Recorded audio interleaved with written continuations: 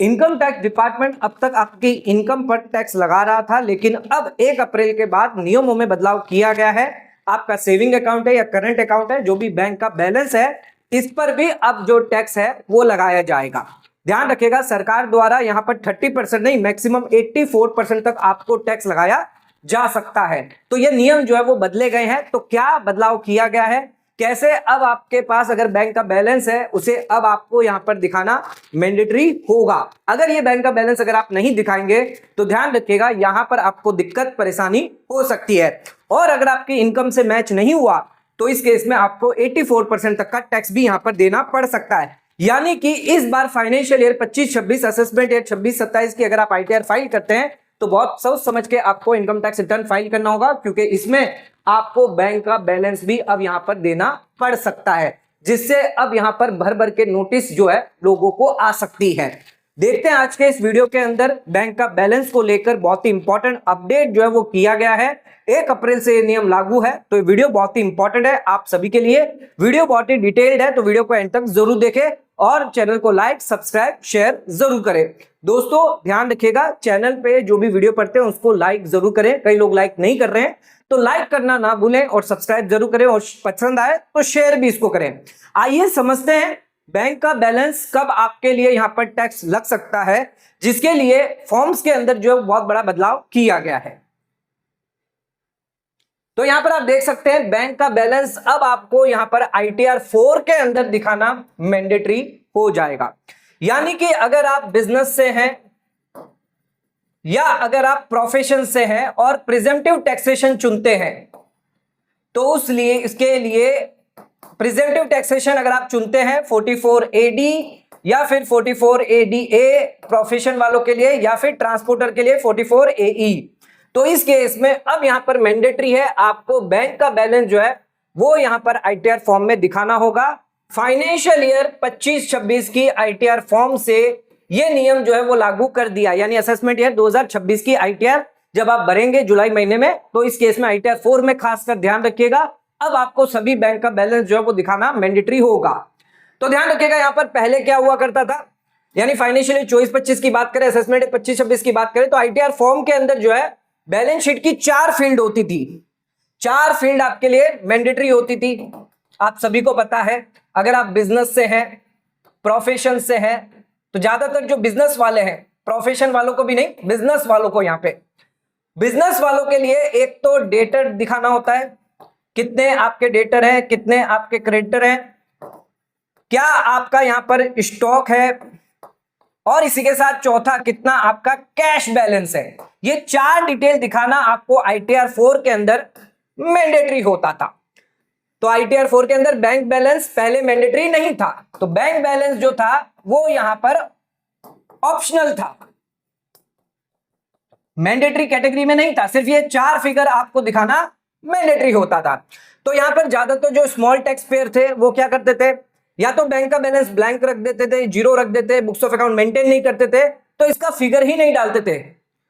जिसकी वजह से अब इनकम टैक्स डिपार्टमेंट ने क्या किया है, इस बार जो आईटीआर फॉर्म जारी किया गया आईटीआर 4, जिसके अंदर असेसमेंट ईयर 26-27 से लागू कर दिया है, बैलेंस विद बैंक अब आपके लिए मैंडेटरी हो जाएगा। अब अगर आप आईटीआर 4 बनना चाहते हैं और बिजनेस इनकम अगर आपकी है, तो ये बैंक का बैलेंस आपको दिखाना मैंडेटरी है।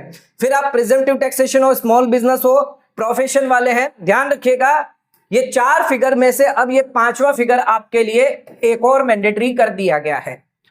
आइए मैं आपको फॉर्म का दिखा दूं। ये है हमारा फॉर्म, जिसके अंदर कहा गया है पर्टिकुलर ऑफ बिजनेस। ज्यादातर ये बिजनेस वालों के लिए 31 मार्च 2026 को आपका एक तो सन्ड्री क्रेडिटर का बैलेंस दिखाना होता था, एक आपको इन्वेंट्री का दिखाना होता था, एक आपको सन्ड्री डेटर्स का, और कैश इन हैंड।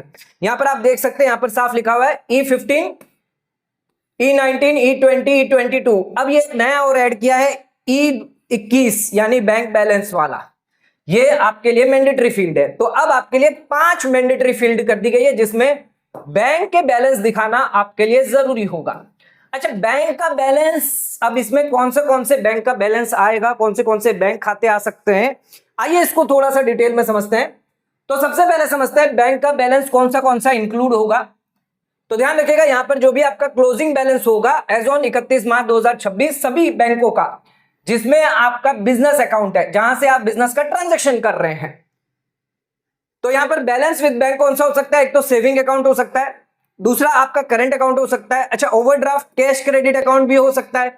ध्यान रखिएगा, अगर ओवरड्राफ्ट या कैश क्रेडिट अकाउंट नेगेटिव में है तो इस केस में आपको बैंक बैलेंस को कम नहीं करना है, आपको उसे अनसिक्योर्ड लोन में दिखाना है। अगर कोई नेगेटिव बैलेंस है यानी आपकी लायबिलिटी हुई, इसको आपको सिक्योर लोन में दिखाना है, ना कि बैंक के बैलेंस में इसको कम करना है। अच्छा, ज्वाइंट अकाउंट अगर आपका है, मल्टीपल अकाउंट है, माइनर अकाउंट है, एज ए गार्जियन आप अकाउंट यहां पर बैलेंस दिखाएंगे। ध्यान रखिएगा, यूपीआई, पेटीएम लिंक जो भी बैंक बैलेंस अकाउंट है वो भी आ जाएंगे, जैसे गूगल पे हो गया, फोन पे हो गया, पेटीएम हो गया, ये आपके बैंक बैलेंस से लिंक है। इसमें भी जो अगर बैलेंस पड़ा हुआ है तो ये आपका बैंक का बैलेंस माना जाएगा। हालांकि जो वॉलेट बैलेंस है वो इंडिपेंडेंट होता है, उसको यहां पर आपको इंक्लूड नहीं करना है। वॉलेट बैलेंस जो है वो बैंक बैलेंस नहीं माना जाता है, वो पेटीएम बैलेंस माना जाएगा। अब कौन से बैलेंस आपके इंक्लूड नहीं होंगे ये भी इंपॉर्टेंट है, तो ध्यान रखिएगा, फिक्स डिपॉजिट का जो बैलेंस है वो आपको बैंक बैलेंस में नहीं डालना है, उसको अलग से आपको दिखाना है। भले ही सेम बैंक के अंदर आपकी एफडी क्यों ना हो, उसको आपको इन्वेस्टमेंट के कॉलम में दिखाना है। फिक्स डिपॉजिट अगर आपने बैंक में करी है, पोस्ट ऑफिस में करी है, कहीं पर भी करी है, आपको उसको बैलेंस विद बैंक में नहीं दिखाना, आपको उसको एज ए इन्वेस्टमेंट दिखाना होगा। कई लोग एफडी को जो है वो बैंक बैलेंस में दिखा देते हैं, ये आप बहुत बड़ी गलती कर सकते हैं। अच्छा, रिकरिंग डिपॉजिट है या कोई अन्य इन्वेस्टमेंट है, उसको भी आपको इन्वेस्टमेंट हेड में दिखाना है। अच्छा, कैश इन हैंड की बात करें तो इसको तो अलग से ही सेपरेटली दिखाएंगे आप। अच्छा, वॉलेट बैलेंस है, ऑलरेडी मैंने आपको बताया, ये आप अदर एसेट्स में दिखा सकते हैं। पेटीएम वॉलेट हो सकता है, फोन पे वॉलेट है, वो आपको अदर एसेट में दिखाना है। अच्छा, लोन ओडी नेगेटिव में है तो उसको आप सिक्योर लोन में दिखाएंगे, उसे कभी भी बैंक बैलेंस को कम आपको नहीं करना है। अच्छा, कोई पर्सनल बैंक अकाउंट है जिसका बिजनेस पर्पस के लिए आप यूज नहीं कर रहे हैं तो उसको आप छोड़ सकते हैं, लेकिन अगर आपने उसमें बिजनेस यूज किया है, सेल किया है, तो फिर आपको उसको इंक्लूड करना पड़ सकता है। अच्छा, एक इंपॉर्टेंट सवाल, क्या क्रेडिट कार्ड का बैलेंस हमें बैंक बैलेंस में दिखाना होगा? ये भी कई लोगों का सवाल होता है। तो क्रेडिट कार्ड का अगर बैलेंस है तो ये आपका बैंक बैलेंस नहीं होगा, ये ध्यान रखिएगा। क्रेडिट कार्ड का जो बैलेंस होगा वो बैंक बैलेंस नहीं माना जाएगा। तो यहां पर क्रेडिट कार्ड जो है वो आपकी बैंक का पैसा नहीं है, यानी वो आपकी एक लाइबिलिटी है, आपने पैसा बोरो किया है, मनी है, लाइबिलिटी है वो आपकी। तो इसको जो है वो आप क्रेडिट कार्ड, मान लीजिए अगर कोई आउटस्टैंडिंग बैलेंस है क्रेडिट कार्ड का जो आपकी लाइबिलिटी है, तो वो अदर लाइबिलिटी में आएगा, और अगर गलती से एसेट साइड आता है तो अदर एसेट्स में आ सकता है, लेकिन वो बैंक का बैलेंस नहीं माना जाएगा। क्रेडिट कार्ड की लिमिट आपको दी जाती है कि साल में आपको 1 लाख की लिमिट दी, 2 लाख की लिमिट दी, तो क्या ये जो लिमिट अवेलेबल रहती है 31 मार्च को, क्या इसको आपको आईटीआर में दिखाना? नहीं, इसको भी आपको आईटीआर में नहीं दिखाना, ना ये आपका असेट होता है, ना ही आपकी कोई इनकम या लायबिलिटी होती है। सिर्फ आउटस्टैंडिंग जो बैलेंस होता है वही आपको दिखाना होता है। अच्छा, क्रेडिट कार्ड का अगर आपने पेमेंट कर दिया बिफोर 31 मार्च 2026 को, आपने खर्चे किए क्रेडिट कार्ड से, फिर इसको बैंक से आप पेमेंट कर देते हैं, तो क्या आपको दिखाना होगा? नहीं, इसको भी नहीं दिखाना, क्योंकि आपने सभी बिल का पेमेंट कर दिया, इसको रिपोर्ट करने की जरूरत नहीं होगी। अच्छा, बिजनेस एक्सपेंस अगर आप क्रेडिट कार्ड से करते हैं तो क्या इसको आप दिखाना होगा?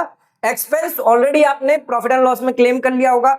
अगर कोई आउटस्टैंडिंग अमाउंट है, लायबिलिटी है, तो आप लायबिलिटी साइड दिखाएंगे। ध्यान रखिएगा, बैंक के बैलेंस को कभी भी क्रेडिट कार्ड के ड्यू से आपको कम नहीं करना है कि भाई बैंक बैलेंस है आपका मान लीजिए 10 लाख रुपए, और क्रेडिट कार्ड का यहां पर आपकी पेंडिंग पड़ी है पेमेंट 5 लाख रुपए, तो नेट 5 लाख करके आपको नहीं दिखाना है, ये क्रेडिट कार्ड को आपको नहीं दिखाना है, ये सीधा 10 लाख आपको दिखाना होगा, ये ध्यान रखिएगा।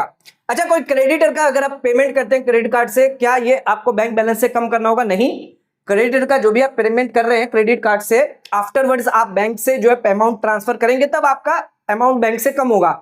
31 मार्च को आपको कोई भी उसमें जो इफेक्ट नहीं देनी है। Credit card, credit sundry creditor जो है वो पहले सन्ड्री क्रेडिटर लायबिलिटी थे, अब क्रेडिट कार्ड जो है वो आपकी लायबिलिटी हो जाएगा, तो यहां पर आपका लायबिलिटी ही खड़ा होगा, आपको बैंक बैलेंस में से कम इसको नहीं करना है। अच्छा, बैंक अकाउंट की डिटेल आपको आईटीआर में अलग से मांगी जाती है, ध्यान रखिएगा। अगर आप आईटीआर भरेंगे तो सभी बैंक अकाउंट की डिटेल आपको देनी है, जितने भी इंडिया के अंदर बैंक अकाउंट आपने होल्ड करके रखे हैं उसका आईएफएससी कोड, नाम, अकाउंट नंबर, टाइप, कौन से टाइप का अकाउंट है, और सिलेक्ट करना आपको रिफंड के लिए कौन सा बैंक अकाउंट आप रिफंड के लिए सिलेक्ट करना चाहते हैं। ध्यान रखिएगा, यहाँ पर जीरो बैलेंस अकाउंट, कोई अकाउंट अगर आप बहुत कम यूज कर रहे हैं वो भी आपको लेना है। Salary, saving, current, OD, joint account हो गया, या फिर अगर आप अकाउंट को बंद कर चुके हैं पूरे साल के अंदर, ध्यान रखिएगा कहा गया at any time during the financial year, 1 अप्रैल से लेकर 31 मार्च के बीच में अगर कभी भी आपने अकाउंट को क्लोज भी क्यों ना करा हो, भले वो 31 मार्च को एग्जिस्ट नहीं करता है, तो भी आपको उस अकाउंट को यहां पर डिस्क्लोज करना जरूरी होता है। अच्छा, डोरमेंट अकाउंट या इनएक्टिव अकाउंट है, उसे डिस्क्लोज करने की जरूरत नहीं है। ध्यान रखेगा, अकाउंट अगर आप डिस्क्लोज नहीं करते हैं तो 10,000 रुपए की पेनल्टी यहां पर आपसे वसूली जाएगी। तो हर एक अकाउंट, जितने भी आपके अकाउंट है, 2 है, 3 है, 4 है, 5 है, सभी आपको डिस्क्लोज करना है। अब आ जाते हैं, बात करते हैं इनकम टैक्स डिपार्टमेंट आपके लिए जो बैंक बैलेंस लेकर आया है आईटीआर फॉर्म में, इससे क्या क्या ट्रैक हो सकता है, कैसे यहां पर आप पर टैक्स ज्यादा बढ़ सकता है, आइए समझते हैं। तो ये हमारा पुराना आईटीआर फॉर्म, ये नया आईटीआर फॉर्म के तहत, अच्छा, ओपनिंग बैलेंस लिखा है, cash sale, bank sale, cash deposit, cash withdrawal, saving interest, FD interest, other income आ गई, क्लोजिंग बैलेंस आ गया। अच्छा, पहले पुराने के मुताबिक आपको ना ओपनिंग बैलेंस पता होगा बैंक का डिपार्टमेंट को, ना ही क्लोजिंग बैलेंस पता होगा, लेकिन कैश सेल पता चल जाएगी, बैंक सेल पता चल जाएगी ऑनलाइन, क्योंकि आप आईटीआर में डालेंगे तो 8% 6% के लिए आप डालना पड़ेगा आपको टर्नओवर आईटीआर 4 में। अच्छा, कैश डिपॉजिट अगर 10 लाख से ज्यादा हुआ तो बैंक ऑटोमेटिक रिपोर्ट कर देगी, कई बैंक तो 10 लाख से कम भी रिपोर्ट कर देती है। कैश विड्रॉल की बात करें तो यहां पर आपका टीडीएस अगर कटा है तो वो रिपोर्ट हो जाता है, और सेविंग अकाउंट है या करंट अकाउंट है तो उसमें 50 लाख से ज्यादा हुआ तो कैश विड्रॉल भी रिपोर्ट होता है, टीडीएस कटता है उसमें भी, तो ये भी बैंक डिपार्टमेंट को पता है। अच्छा, सेविंग का इंटरेस्ट आ रहा है, एफडी का इंटरेस्ट आ रहा है, या अदर इनकम आप आईटीआर में डिस्क्लोज कर रहे हैं, तो बाकी सब चीजें तो इनकम टैक्स डिपार्टमेंट को पता है, सिर्फ 2 चीजें पहले नहीं पता थी जो अब डिस्क्लोज कर दी जाएगी। अब आप क्लोजिंग बैलेंस बैंक का और ओपनिंग बैलेंस दोनों डिस्क्लोज कर पाएंगे। अच्छा, इस साल तो आपको सिर्फ क्लोजिंग बैलेंस करना है, अगले साल से आप ओपनिंग भी, इनकम टैक्स डिपार्टमेंट को पता चल जाएगा कि 31 मार्च का जो होगा वही 1/4 का 26 का ओपनिंग है, तो अगले साल तो इनकम टैक्स डिपार्टमेंट को ओपनिंग भी पता लगता रहेगा। तो ओपनिंग और क्लोजिंग बैलेंस ये दोनों पता चल जाएंगे। अब इससे इफेक्ट क्या होगा ये समझिएगा। मान लीजिए आपकी कैश सेल है 10 लाख की और ऑनलाइन सेल है 20 लाख की, आपकी टोटल सेल कितनी हुई, 30 लाख की हो गई। अच्छा, इसमें से कैश डिपॉजिट किया, यही कैश डिपॉजिट किया होगा आपने, और 15 लाख का कैश विड्रॉ कर दिया, ठीक है, ये भी इनकम टैक्स डिपार्टमेंट को पता है, ये आपकी अदर इनकम हो गई। और आपने प्रॉफिट कितना दिखाया है, इस पर 8% दिखाया है कैश सेल पर, और बैंक सेल पर 6%, कुल मिलाकर आपने सिर्फ 2 लाख का प्रॉफिट दिखाया है। अदर इनकम आपने 6,10,000 की दिखा दी, और टोटल सेल आपकी 30 लाख की है। और यहां पर बैलेंस बैंक को, पहले डिपार्टमेंट को पता नहीं होता था कि बैलेंस क्या है, तो 2 लाख की आपकी प्रॉफिट है और 30 लाख की सेल है, डिपार्टमेंट इग्नोर कर देता था। लेकिन अब क्योंकि आपका बैंक बैलेंस जो है वो आप रिपोर्ट करोगे आईटीआर फॉर्म में, आईटीआर 4 में, तो यहां पर होगा क्या, ओपनिंग बैलेंस आपका आ जाएगा, साथ में क्लोजिंग आ जाएगा। तो यहां पर आप साफ देख सकते हैं 2 लाख के सामने 50 लाख का बैलेंस कैसे आ सकता है। साथ में मान लीजिए 6,10,000 की अदर इनकम है, फिर भी टोटल ये इनकम आपकी 8 लाख की है, जबकि आपका बैलेंस जो है वो 50 लाख का है। यानी कि अब यहां पर आपको जो है एक्चुअल प्रॉफिट दिखाना मैंडेटरी हो जाएगा। अब आपको 8% या 6% अगर आप प्रॉफिट दिखाएंगे तो इस केस में आपका ये जो बैलेंस है, बैंक का बैलेंस है, इसको कैसे आप हटाएंगे। बैंक का बैलेंस आपका 50 लाख दिख रहा है, आप दिखा रहे हैं 2 लाख का प्रॉफिट, ये कैसे मैच होगा, या 8 लाख तक का टोटल इनकम दिखा रहे हैं, तो ये मैच नहीं होगा। तो इस केस में आपको नोटिस आएगी, जो डिफरेंस है, मान लीजिए 42 लाख का डिफरेंस है, सरकार कहेगी इस पे हमें 84% आप टैक्स दीजिए, क्योंकि ये आपका अनएक्सप्लेन हुआ, अनएक्सप्लेन इनकम है, आपने अंडर रिपोर्टिंग करी है, मिस रिपोर्टिंग करी है, या तो उस पर पेनल्टी लगेगी 200%, तो यहां पर आपको टैक्स पेनल्टियां लग सकती है। तो ये अब आप 8% 6% जो है वो बिजनेस वाले बहुत सोच समझ के दिखाएं, क्योंकि यहां पर अब आपको बैंक का बैलेंस दिखाना है साथ में। तो आप 2 लाख 3 लाख का प्रॉफिट दिखाएंगे, सिर्फ इनकम दिखाएंगे, और बैंक का बैलेंस आपका ज्यादा कह रहा है, 30 लाख है, 50 लाख है, 1 करोड़ है, तो इस केस में आपको दिक्कत आ सकती है। तो यह चीज आपको जो है वो ध्यान रखनी है कि यहां पर आपको जो प्रॉब्लम दिक्कत आ सकती है। तो यहां पर आपको जो है वो एक्चुअल प्रॉफिट अब दिखाना होगा, आपको एक वर्किंग करनी होगी, अपनी sale minus purchase minus expense करके जो भी आपका प्रॉफिट निकलता है, उस प्रॉफिट को अब आपको दिखाना मैंडेटरी हो जाएगा। एग्जांपल से मैं अगर आपको समझाऊं तो मान लीजिए आपकी ये केस सेल हो गई, ये ऑनलाइन टोटल सेल आपकी 30 लाख की हो गई, परचेज इसमें से आपने 28 लाख कम के, 2 लाख का प्रॉफिट, अदर इनकम 6 लाख की, 8 लाख की ये टोटल इनकम आप भर रहे हैं आईटीआर 4 में, जबकि ओपनिंग बैलेंस कितना है आपका 5 लाख का। फिर आपकी सेल ऐड हो जाती है क्योंकि क्रेडिट साइड पे है 30 लाख की। अच्छा, परचेज भी तो डिपार्टमेंट देखेगा कि 28 लाख का आपने लिया है, तो ये परचेज कम हो गया आपका, कैश विड्रॉल मान लीजिए करा आपने, फिर ये अदर इनकम आपकी हो गई, टोटल आपकी बैलेंस आ रही है 13 लाख, लेकिन आपका एक्चुअल बैंक का बैलेंस बोल रहा है 50 लाख। तो कहां पर आपका 50 लाख और कहां पर आप जो है वो 13 लाख आपकी, क्योंकि आपकी ट्रांजैक्शन देख के हो रहा है कि 13 लाख है, तो इसमें 37 लाख कहां गए? फिर ये 37 लाख एक्स्ट्रा कहां से आ गए आपके बैंक अकाउंट में, जिसको लेकर अब आपको दिक्कत आ सकती है। कई लोग बहुत होशियार है जो क्या करेंगे, पहले तो क्या करेंगे, ये जो 37 लाख है वो अपने फैमिली मेंबर्स में ट्रांसफर करने की कोशिश करेंगे कि उनकी जो स्पाउस हो गई, उनके जो बहन भाई है, ब्रदर सिस्टर है, मदर फादर है, बच्चे हैं, उनमें ट्रांसफर करने की कोशिश करेंगे कि बैलेंस जो है वो 50 लाख से घट के 37 लाख कम करके कर देंगे 13 लाख। पर ध्यान रखिएगा, ये जो 37 लाख आप ट्रांसफर करोगे तो वो भी अगर आईटीआर भरेंगे तो उन्हें भी तो अपने बैंक बैलेंस दिखाना होगा। तब क्या करोगे आप? पहला चीज तो ये करेंगे। दूसरी गलतियां ये करने बैठेंगे कि यहां पर जो बैलेंस है वो ट्रांसफर करने की कोशिश करेंगे एफडी में, कि भाई एफडी कर देते हैं 30 लाख की, बैलेंस दिखेगा 20 लाख का, आईटीआर में 20 लाख का दिखा देंगे, एफडी दिखाएंगे नहीं तो बच जाएंगे। नहीं, ध्यान रखिएगा, एफडी 10 लाख से ऊपर की अगर आपने करी या इंटरेस्ट भी इसका कटा तो वो सारा का सारा जो है वो आपके एआईएस में रिपोर्ट होता है। 10 लाख से ऊपर की एफडी रिपोर्ट होगी, अगर ब्याज कटा है, 1 रुपए का भी ब्याज कटा है वो भी रिपोर्ट होगा। तो आप एफडी भी अगर करते हैं तो डिपार्टमेंट को पता चल जाएगा कि आपने एफडी करी है और ब्याज के अकॉर्डिंग अनुमान लगा लिया जाएगा कि कितने की एफडी आपने करी है, वहां पर भी आपको पकड़ा जा सकता है। तो अब ध्यान रखिएगा, इस बार अगर आप आईटीआर फाइल करते हैं, बिजनेस पर्सन है, तो खास करके आपको ध्यान रखना है कि आप अब जो है वो 8% 6% दिखाने गए तो उस केस में आपको दिक्कत आ सकती है। आपको एक्चुअल प्रॉफिट दिखाना मैंडेटरी है, यानी अब आपको यहां पर प्रॉफिट जो है पहले से ज्यादा दिखाना पड़ेगा, जिसकी वजह से यहां पर आपका टैक्स ज्यादा आ जाएगा। अच्छा, पिछले सालों में आपने 8-6% दिखाए होंगे और इस बार अगर आप 50% 60% दिखा रहे हैं तो वहां पर भी आपको नोटिस इशू हो सकती है। तो डिपार्टमेंट ने इस बार जो है वो बहुत ही तरीके से सब जगह से आपको फंसा दिया है। तो ध्यान रखिएगा, आईटीआर प्रॉपर भरे, सही से भरे, गलत इनकम दिखाएंगे तो उसके इसमें दिक्कत आपको आ सकती है।